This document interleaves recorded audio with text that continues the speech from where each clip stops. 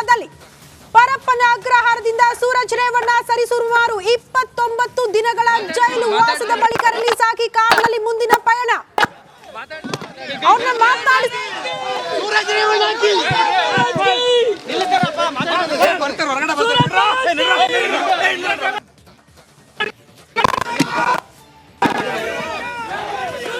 ಆಯ್ತು.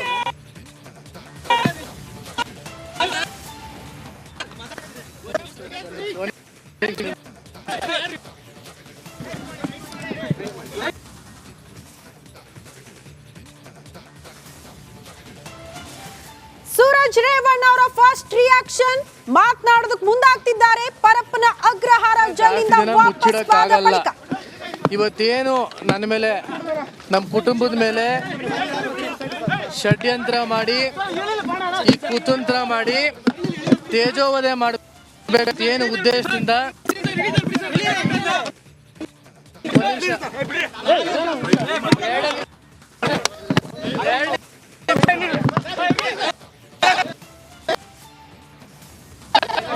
ಆರಾಮಾಗಿ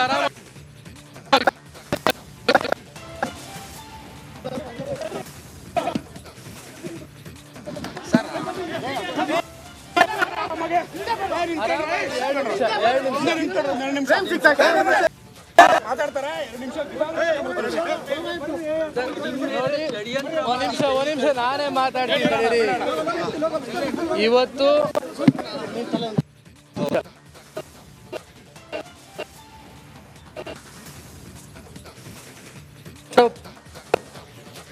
ಇದು ಸೂರಜ್ ರೇವಣ್ಣ ಅವರ ರಿಯಾಕ್ಷನ್. ಅವ್ರು ಹೇಳ್ತಾ ಇದ್ರು ನಮ್ಮ ಕುಟುಂಬದ ವಿರುದ್ಧ ಷಡ್ಯಂತ್ರ, ನಮ್ಮ ಕುಟುಂಬನ ನನ್ನ ಮೇಲೆ ಇವತ್ತು ತೇಜೋವಧೆ ಮಾಡಬೇಕು ಅನ್ನೋ ದುರುದ್ದೇಶದಿಂದ ಈ ಒಂದು ಪ್ರಕರಣ ಇವತ್ತು ದಾಖಲಿಸಿದ್ದಾರೆ. ಅದಕ್ಕೆಲ್ಲದಕ್ಕೂ ಸ್ವಲ್ಪ ಕೆಲವೇ ದಿನಗಳಲ್ಲಿ ಉತ್ತರ ಬರುತ್ತೆ. ನಾನು ಕೂಡ ಒಂದು 2-3 ದಿನದಲ್ಲಿ ನಿಮ್ಮ ಮಾಧ್ಯಮದಲ್ಲೇ ಬಂದು ಪ್ರತಿ ಒಂದು ವಿಷಯಕ್ಕೂ ಕೂಡ ಸ್ಪಷ್ಟೀಕರಣ ಕೊಡ್ತೀನಿ. ನಾವೇನಿದಕ್ಕೆ ಎದುರ್ಕೊಂಡು ಓಡೋಗಲ್ಲ. ಹಾಸನ ಜಿಲ್ಲೆ ರಾಜಕಾರಣ ಏನು ನಡೀಬೇಕು ಅದು ನಡೆಯುತ್ತೆ ಅಂತ ಹೇಳಕ್ಕೆ ಬಯಸ್ತಾ, ನಾನು ಮೊದಲನೇ ದಿನದೂ ಸಂಪೂರ್ಣವಾಗಿ ನಮ್ಮ ಏನು ತನಿಖೆ ಸಂಬಂಧಪಟ್ಟಂತೆ ನಮ್ಮ ಎಲ್ಲ ತನಿಖೆಗಳಿಗೂ ನಾನು ಸ್ಪಂದಿಸಿದ್ದೀನಿ, ನಾನು ಸಹಕರಿಸಿದ್ದೀನಿ. ನಾನೇನು ಎದುರ್ಕೊಂಡು ಹೋಗೋಂಥ ಪ್ರಶ್ನೆ ಇಲ್ಲ. ಯಾಕೆ ನಾನು ತಪ್ಪು ಮಾಡಿಲ್ಲ ಅನ್ನೋ ಒಂದು ವಿಶ್ವಾಸ ಇರೋ ದೃಷ್ಟಿಯಿಂದನೇ ನನಗೆ ಇನ್ನೊಂದು ಮುಖ್ಯವಾಗಿ ಇವತ್ತು ನಮ್ಮ ನ್ಯಾಯಾಂಗದ ಮೇಲೆ ನಮ್ಮ ಕಾನೂನು ಸಂಪೂರ್ಣವಾದ ನಂಬಿಕೆ ಇದೆ. ಈ ಒಂದು ಷಡ್ಯಂತ್ರದಿಂದ ಈ ಒಂದು ನಾನು ಯಾವುದೇ ಕಾರಣಕ್ಕೂ ಕೇಸ್ ಅನ್ನಲ್ಲ, ಇದು ಷಡ್ಯಂತ್ರ ಅಂತ ಹೇಳ್ತೀನಿ, ಒಂದು ಕುತಂತ್ರ ಅಂತಾನೆ ಹೇಳ್ತೀನಿ. ಈ ಕುತಂತ್ರದಿಂದ ಪರಿಪೂರ್ಣವಾಗಿ ಮುಕ್ತವಾಗಿ ಹೊರಗೆ ಬರಲಿ ಅಂತ ನನ್ನ ನಂಬಿಕೆ ಇದೆ.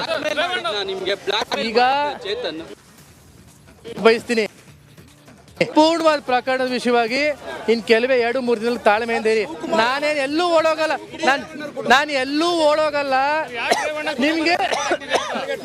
ನಿಮಗೆ ಸಂಪೂರ್ಣವಾಗಿ ಎಲ್ಲ ಮಾಧ್ಯಮಗಳನ್ನು ಕೂರಿಸಿ ನಾನೇ ಮಾಧ್ಯಮದಲ್ಲಿ ಈ ಕಂಪ್ಲೀಟ್ ಪ್ರಕರಣಕ್ಕೆ ಸ್ಪಷ್ಟೀಕರಣ ಕೊಡುವಂಥ ಕೆಲಸ ಮಾಡ್ತೀನಿ. ಎರಡು ವಿಷಯಕ್ಕೆ ನಿಮಗೆ ಉತ್ತರ ಕೊಡಕ್ಕೆ ಬಯಸ್ತೀನಿ ಅಷ್ಟೇ. ಈ ಸಂದರ್ಭದಲ್ಲಿ ಶಿವಕುಮಾರ್ ಅಂತ ಯಾವ ವ್ಯಕ್ತಿ ಹೇಳ್ತಾ ಇದ್ದೀರಾ, ಅವ್ನು ಯಾವ ನಮ್ಮ ಆಪ್ತ ಸಹಾಯಕನೂ ಅಲ್ಲ, ಯಾವ ಕಾರ್ ಚಾಲಕನೂ ಅಲ್ಲ. ನೀವು ಯಾವ ಪೊಲೀಸ್ ಅವ್ರನ್ನೆಲ್ಲ ಯಾರನ್ನಾರು ಬೇಕಾದ್ರೆ ಕೇಳ್ಕೋಗಿ ಎಲ್ಲಿ ಬೇಕಾದ್ರೂ ಸ್ಪಷ್ಟೀಕರಣ ಕೊಡ್ತೀವಿ. ನಮಗಿರೋದು ಒಬ್ಬರೇ ಕಾರ್ ಚಾಲಕ, ಅದು ನಮ್ಮ ಲೋಕೇಶ್ ಅಂತ. ಇನ್ಯಾರು ನಮ್ಮ ಕಾರ್ ಚಾಲಕನೂ ಇಲ್ಲ, ಯಾವ ಆಪ್ತ ಸಹಾಯಕನೂ ಇಲ್ಲ. ಎರಡನೇದು, ಇವತ್ತು ಹಾಸನ ಜಿಲ್ಲೆಯಲ್ಲಿ ಯಾವುದೇ ರೀತಿಯಾದಂಥ ರೇವಣ್ಣ ಸಾಹೇಬ್ರ ಮೇಲೆ ನಮಗೆ ಕಪ್ಪು ಚುಕ್ಕಿ ಇಲ್ಲ. ಈ ವೈಯಕ್ತಿಕ ವಿಷಯಗಳನ್ನ ತೆಗೆದುಬಿಟ್ಟು ವೈಯಕ್ತಿಕ ಇಲ್ದಿರೋಂಥ ಸೃಷ್ಟಿ ಮಾಡಿ ಇಲ್ದಿರೋಂಥ ಷಡ್ಯಂತ್ರಗಳನ್ನ ಇವತ್ತು ರೂಪಿಸಿ ಈ ರೀತಿಯಾಗಿ ನಮ್ಮ ಒಂದು ಕುಟುಂಬನಾಗಲಿ ಅಥವಾ ನಮ್ಮ ಒಂದು ರಾಜಕೀಯದ ವ್ಯವಸ್ಥೆನ ನಮ್ಮ ಜಿಲ್ಲೆಯಲ್ಲಿ ಸಂಪೂರ್ಣವಾಗಿ ಕುಸಿತಗೊಳಿಸಬೇಕು ಅನ್ನೋದೇ ಒಂದು ದುರುದ್ದೇಶ. ಯಾವುದೇ ಕಾರಣಕ್ಕೂ ಎಲ್ಲದಕ್ಕೂ ಒಂದು 2-3 ದಿನ ವೆಯ್ಟ್ ಮಾಡಿ ಉತ್ತರ ಕೊಡ್ತೀವಿ. ಎಲ್ಲೂ ಹೋಗಲ್ಲ, ನಾನೇನು ಎದುರ್ಕೊಂಡು ಓಡೋಗಲ್ಲ. ಅವತ್ತು ಮೊದಲನೇ ದಿನದೂ ನಾನು ನಮ್ಮ DSP ಆಗ್ಬೋದು ಒಬ್ಬರಿಗೂ ಯಾರ್ಯಾರು ಅಯ್ಯೋ ಇದ್ದಾರೋ ಎಲ್ಲರಿಗೂ ಸಹಕರಿಸಿದ್ದೀನಿ. ನಾನೇನು ಎದುರುಕೊಂಡು ಎಲ್ಲ ಓಡೋಗಿಲ್ಲ, ನಾನು ತಪ್ಪು ಮಾಡಿಲ್ಲ. ನನಗೆ ನಂಬಿಕೆ ಇದೆ, ಕಾನೂನು ವ್ಯವಸ್ಥೆ ಮೇಲೂ ನಂಬಿಕೆ ಇದೆ, ಹಾಗೂ ಏನು ಇವತ್ತು ನ್ಯಾಯಾಂಗದ ವ್ಯವಸ್ಥೆ ಇದೆ ಅದ್ರ ಮೇಲೂ ನಂಬಿಕೆ ಇದೆ. ಈ ಎಲ್ಲ ಪ್ರಕರಣಕ್ಕೂ ಒಂದು ನಾಂದಿ ಆಡ್ತೀವಿ.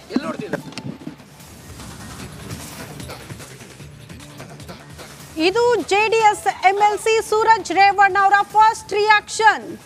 ಪರಪ್ಪನ ಅಗ್ರಹಾರ ಜೈಲಿಂದ ವಾಪಸ್ ಆದ ಬಳಿಕ ಫಸ್ಟ್ ರಿಯಾಕ್ಷನ್ ಮಾಧ್ಯಮಗಳಿಗೆ ಕೊಟ್ಟಿದ್ದು.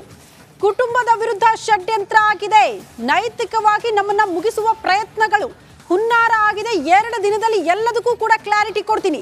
ತಪ್ಪು ಮಾಡಿಲ್ಲ ಅಂದ್ರೆ ಹೆದರ್ಕೊಂಡು ಯಾಕೆ ಹೋಗ್ಬೇಕು? ಹೆದರ್ಕೊಂಡು ಓಡೋಗಿಲ್ಲ, ವಿಚಾರಣೆಗೆ ಹಾಜರಾಗಿದ್ದೀನಿ, ತನಿಖೆಗೆ ಸಹಕಾರ ಕೊಟ್ಟಿದ್ದೀನಿ.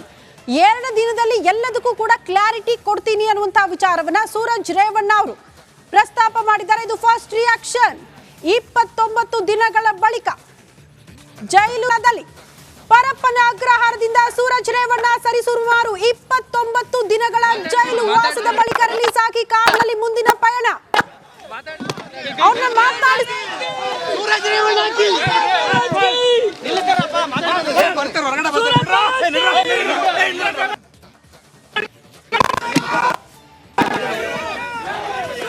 ಆಯ್ತು.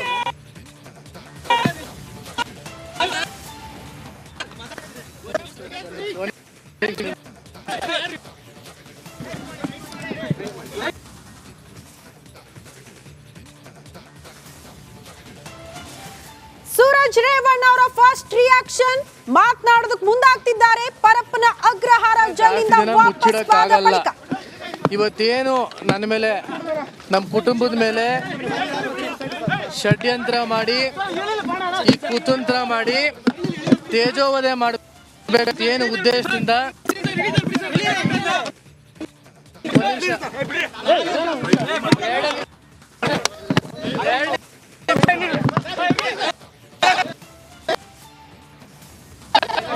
ಆರಾಮಾಗಿ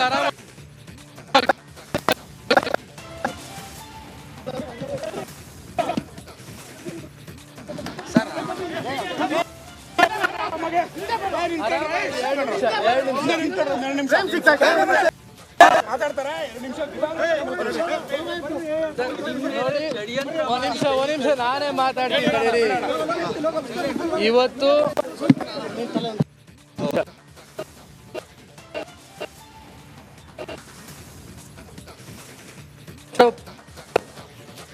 ಇದು ಸೂರಜ್ ರೇವಣ್ಣ ಅವರ ರಿಯಾಕ್ಷನ್. ಅವ್ರು ಹೇಳ್ತಾ ಇದ್ರು ನಮ್ಮ ಕುಟುಂಬದ ವಿರುದ್ಧ ಷಡ್ಯಂತ್ರ, ನಮ್ಮ ಕುಟುಂಬನ ನನ್ನ ಮೇಲೆ ಇವತ್ತು ತೇಜೋವಧೆ ಮಾಡಬೇಕು ಅನ್ನೋ ದುರುದ್ದೇಶದಿಂದ ಈ ಒಂದು ಪ್ರಕರಣ ಇವತ್ತು ದಾಖಲಿಸಿದ್ದಾರೆ.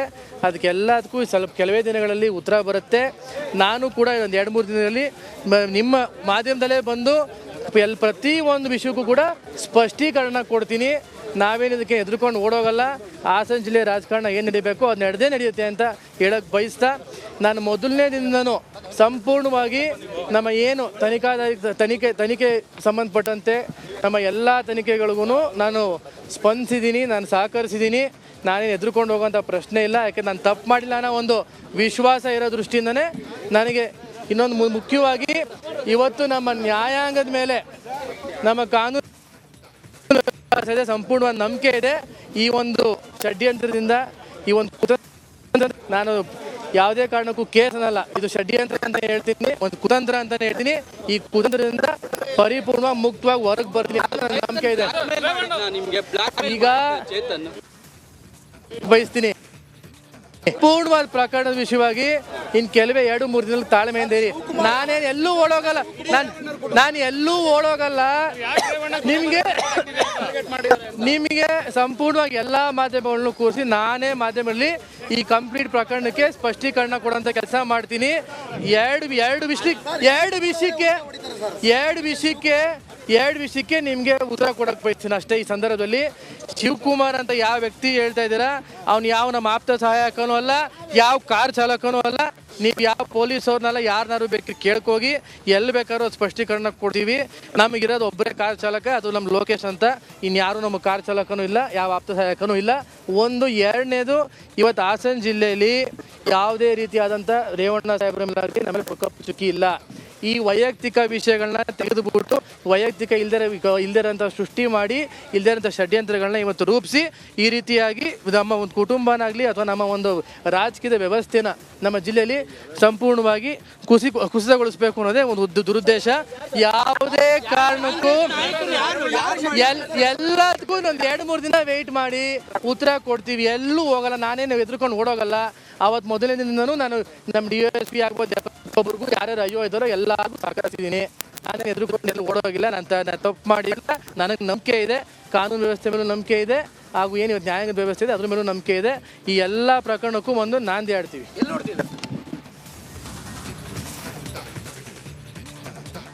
ಇದು ಜೆಡಿಎಸ್ ಎಂಎಲ್ಸಿ ಸೂರಜ್ ರೇವಣ್ಣ ಅವರ ಫಸ್ಟ್ ರಿಯಾಕ್ಷನ್.